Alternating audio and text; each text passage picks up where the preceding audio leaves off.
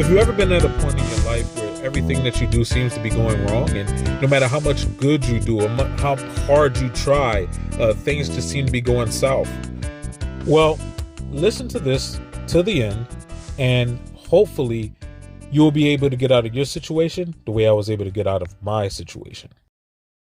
It was a time in my life where I was going through a lot. I was going through one bit of a struggle. I was going through a lot of stress, and I was going through a lot of embarrassment. And I was going through so much to the point where I didn't know how I could make it out of that situation. Now, one thing, regardless of anything, at the time, I was listening to a lot of books from Napoleon Hill. And as you see, we went over a couple of those books and everything like that. But it seemed like things were just kind of going wrong. And so in this book series, I want to bring to you a book that really helped me focus in the moment that I've listened to it. I mean, it was just the it was just the beginning. And as I listened to it, I just started to immediately calm down. It actually relaxed me. It's a book by a great woman. Her name is Florence Schovil Shin. And the book is The Game of Life and How to Play It. Like I said, at the time in my life, I was going through a lot of struggles, a lot of financial struggles. And then at the right before I start to listen to it, something really annoying happened. I dropped my phone and I cracked my phone. It was just like one of those moments like, dag, and this happens. It was one of those things, when things are kind of going kind of bad for you, or you think that things are going bad for you, and then you crack your phone on top of it. It's just like, oh my goodness, if it ain't one thing, it's another, right? Well, I glossed over that, and I immediately started to listen more, because that actually turned out to be a blessing for me that my phone cracked. And it was a brand new phone. That was the crazy thing about it. It was after I got my phone stolen. That's crazy. And so it was funny. I went and I continued to listen to this book. Now, I recommend listening to this book as opposed to actually reading the book, as I do all books, because I feel like we can absorb it. And I feel like it, gets into our mind a lot better. And as I listened to this book, I started to calm down, and it helped me to realize that things are going to be all right. That things aren't meant to be taken personally in life, but things are meant for you to learn how to respond to things in life.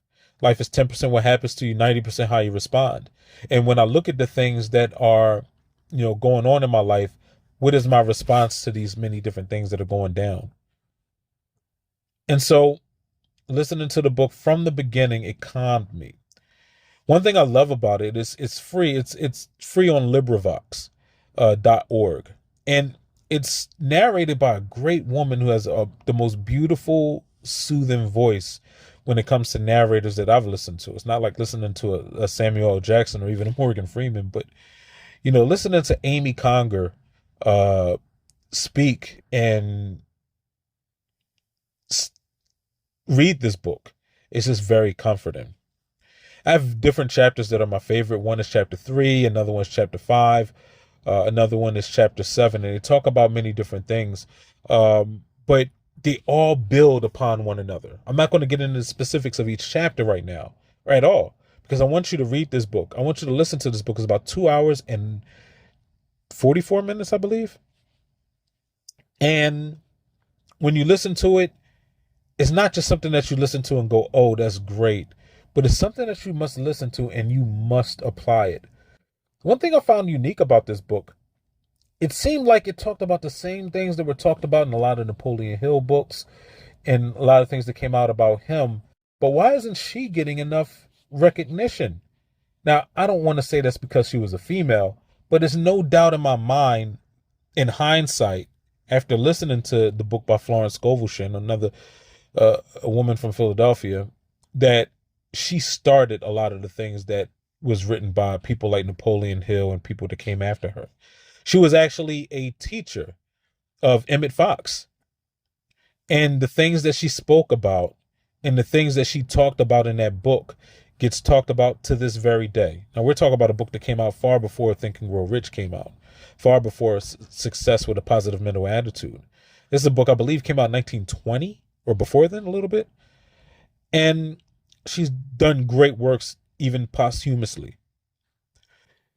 I would suggest not only reading this book, but other books that she has, which I will go over later this year, But I feel like this book right here helps you to get your thinking correctly, because as a man thinks in his heart, so is he.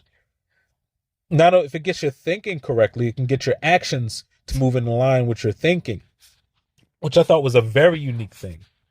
That not only was I thinking the right way, but my actions became aligned with my words. And if my words could become aligned with my actions, and my actions are aligned with my thinking, but start in the opposite direction, like start thinking correctly, start acting correctly, and start speaking the things that you're speaking, and so that your actions align with your words. When I started doing that, I started noticing a better result in everything that I have in my life.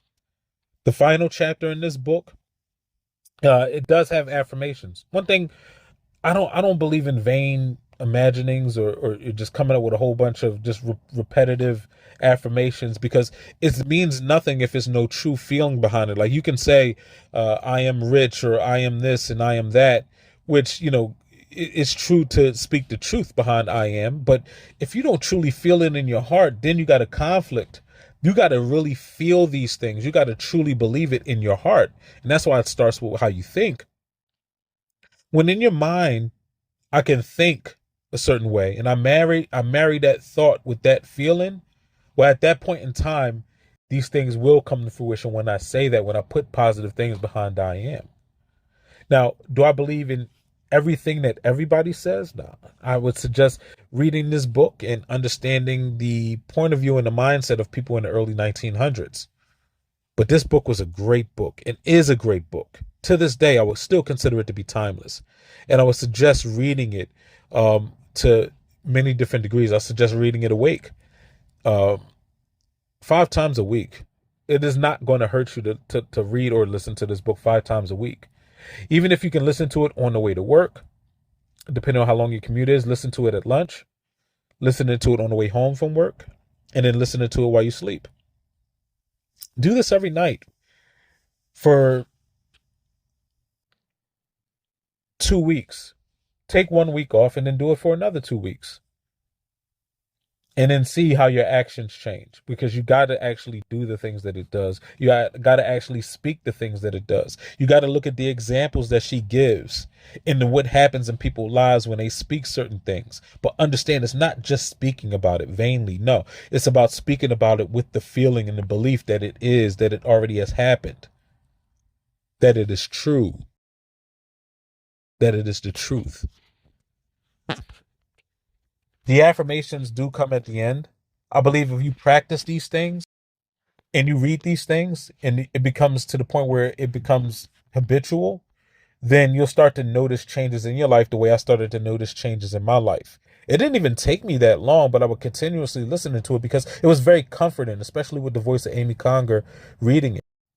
So go to LibriVox.org or go to YouTube and look right here and listen to this and download it if you can, but make it a part of your reading regimen.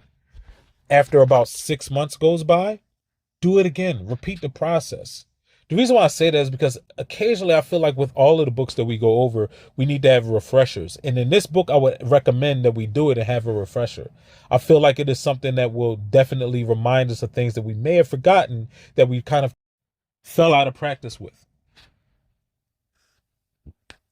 But that's all I wanted to speak to you about. Again, I didn't want to talk to you guys for very long.